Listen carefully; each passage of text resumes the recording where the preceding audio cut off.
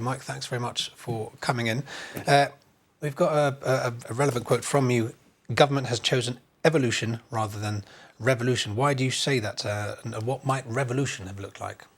Revolution could have been abandoning the Cat 2 regime completely, or it could have been putting up to 10 million to 20 million, or it could have been a restriction on the number of people who could come into Gibraltar. They haven't done that. Or they could have made Gibraltar less attractive tax-wise by increasing certain taxes. So they could have reduced demand, made it less popular, so therefore there weren't so many people on our public services. That would have been a revolution.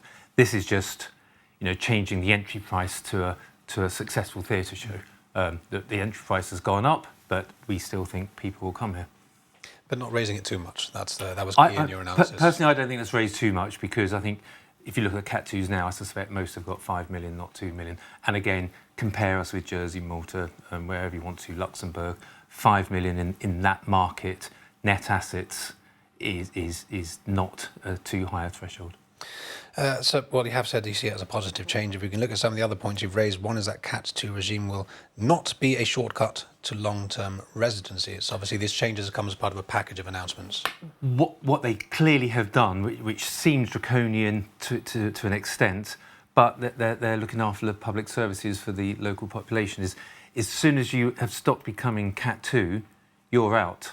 As soon as you stop having a job at a certain threshold, you're out. There's no soft landing. So Cat 2 isn't an entry ticket to the rest of your life. You can stay here as long as you're paying your, whatever it is, 40,000 a year.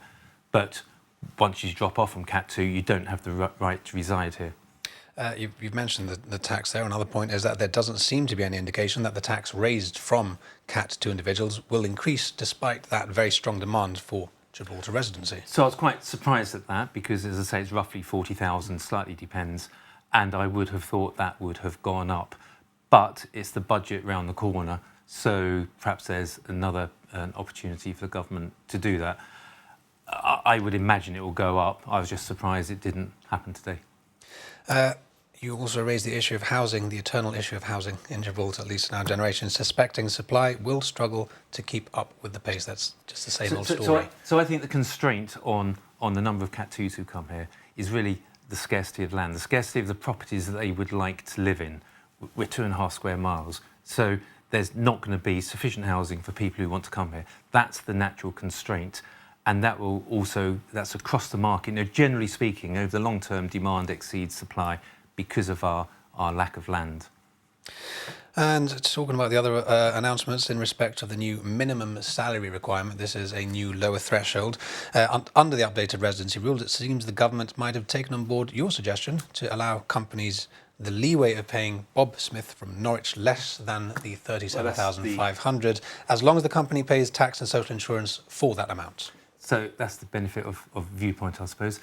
Yes, we can't stop companies wanting to recruit younger people who aren't going to earn 37,500, but are the future business leaders, and there needed to be a way of doing that. Whether they've done enough, not sure, but at least now, if you want to employ someone on 25,000, the company would pay a top up, 3 or 4. It's doable. Whether it's kind enough, I don't know, time will tell. But at least we've got a way for younger people, the entrepreneurs of the future, to come in. You still want to have that pathway for those that might want to try Gibraltar out? We need those in. They've been very tough on the British retired. They're the ones who have lost out here, because up until 6th of May, British retired had the right to come here as long as they were in receipt of a state pension. That's gone. Upper age limit is 55. Unless you have special dispensation. They're the ones who are sort of writing in saying, oh, our dream has been shattered. But then, if Gibraltar doesn't want them, Gibraltar doesn't want them.